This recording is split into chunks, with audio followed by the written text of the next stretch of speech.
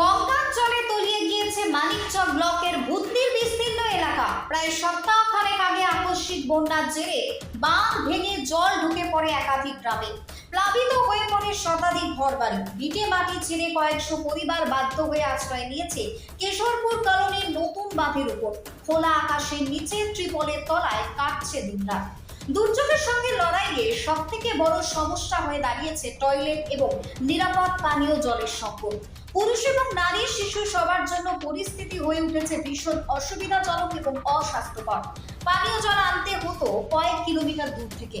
টয়লেটের ব্যবস্থা না থাকায় নানা রকমের স্বাস্থ্য ঝুঁকির মধ্যে পড়তে হচ্ছিল আশ্রিতদের। অবশেষে প্রশাসনের পক্ষ থেকে দ্রুত পদক্ষেপ নেওয়া হয়।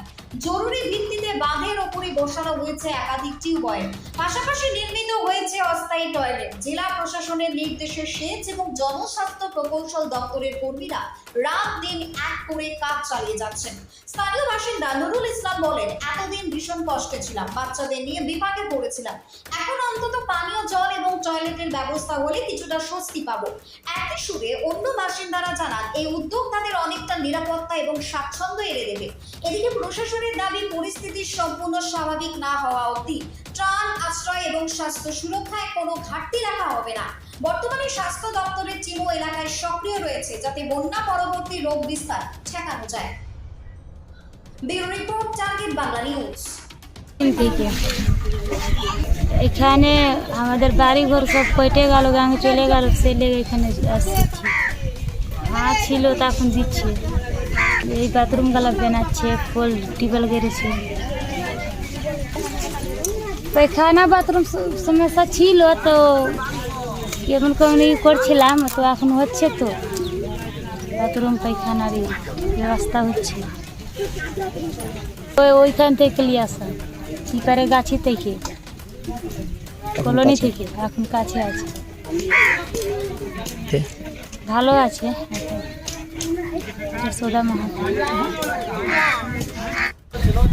আমরা বাদে আসলাম সম্পূর্ণ, কিন্তু এই দাদারা এসছে, কিন্তু কল টিউবওয়েল এই বাথরুমগুলো সব টয়লেটগুলো দিচ্ছে, ভালো করে দিচ্ছে। এখন এবার থেকে মোটামুটি ঠিক হচ্ছে এখানে কাজগুলো। আমাদের সহায়তা যেটুকুই ছিল, আমাদের 300 ঘর না 500 ঘর না, ওখানে ছিল আমাদের মোটামুটি 700 ভোটার ছিল ওখানে। তো ঘর কতটি হবে মোটামুটি সেইটিতে আমি আইডিয়া করতে পারছি না, কিন্তু এটা এখন কাজ ভালো হচ্ছে। কাজ হচ্ছে টিউবওয়েলের, এই আমাদের টয়লেটের, এগুলো সব কাজ ভালো হচ্ছে।